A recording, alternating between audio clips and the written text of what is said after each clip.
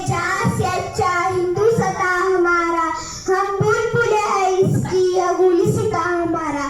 सन्मान्य व्यासपीठ, उपस्थित मान्यवर आणि माझ्या मित्र-मैत्रिणींनो, आज 15 ऑगस्ट भारतीय स्वातंत्र्याच्या अमृत महोत्सवी वर्षात आज आपण प्रवेश करीत आहोत.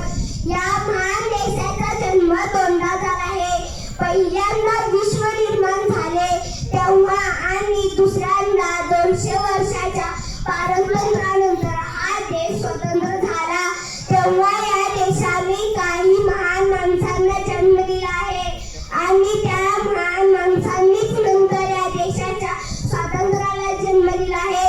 मित्र, आजचा स्वातंत्र्य दिवस सुधारला कारण वासुदेव बळवंत फडके, चाफेकर बंधू, राजगुरू अशा हजारो क्रांतिकारकांनी स्वातंत्र्याच्या यज्ञकुंडात आपल्या प्राणाची आहुती दिली.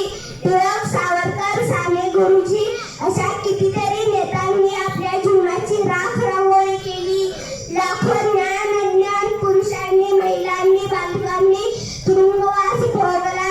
कधी इंग्रजांचा वार झेलला तर कधी छातीवर गोळीबार झेलला. दोस्त, आजचा हा दिवस त्या महान राष्ट्रभक्ताचे स्मरण करण्याचा दिवस आहे. 15 ऑगस्ट 1947 या दिवशी मिळालेलं हे स्वातंत्र्य गेली 500 वर्ष टिकून आहे.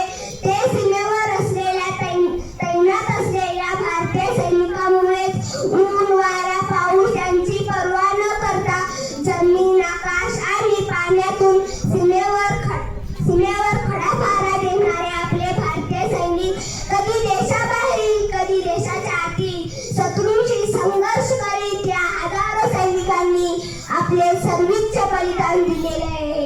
त्या भारत मातेच्या वीर सुपुत्रांना आजचा स्मरणाचा आजचा दिवस आहे. आज विश्वात प्रत्येक क्षेत्रात भारत आणि भारतीयांचा डंका वाजत आहे.